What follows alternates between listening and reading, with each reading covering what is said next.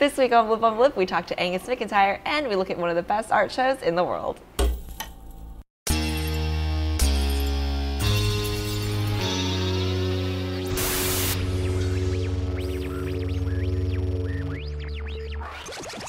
Hey guys, it's Annie and you're watching Blip on Blip. Kelly and I created the show to give you an inside look at what goes on behind the scenes right here at blip.tv. So the weather has taken a turn for the worse. It got all cold again after a glorious weekend. What am I gonna do? Anyway, today we took some time to talk to Angus McIntyre, who's our first employee out of the founders. Angus is a great guy. Let's see what he has to say. So I'm sitting here with Angus McIntyre, one of our first employees at Blip.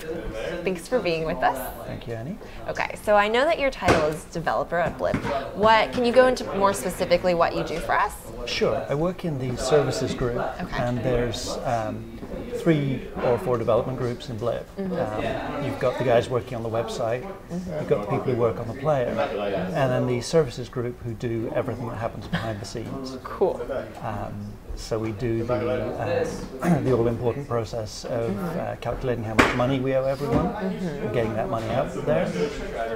We do the statistics, we do all the sort of utility stuff, and it may not be obvious what we do, but when we stop doing it, everybody notices. So what is, I know you have like fun names for some of the projects you work on, like Jasmine. What's Jasmine and how did that name come about? Most of the names are invented by Charles, who tends to come up with names that nobody can actually pronounce or spell, which makes discussing them kind of entertaining. But Jasmine's one of the easier ones, and was chosen because Charles was drinking jasmine tea when he came up with the idea. And Jasmine is the stats processor, and so every day it picks up the log files and grinds through them and figures out how many times each video got viewed and where and by who and so on. That's super important, I think, for producers. Well, they want to know how they're doing. Definitely. So.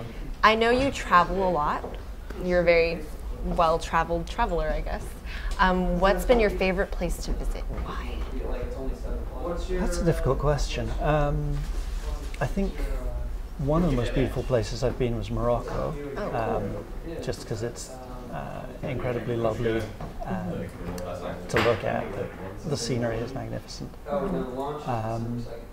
Interesting places, bits of Cambodia and Laos. Possibly the most interesting place I've been to was Tajikistan. Oh, wow. Which was kind of awesome. Yeah. It's spectacular. It's a very poor country, very rugged. So it's very, very different from what we do every day and where we are.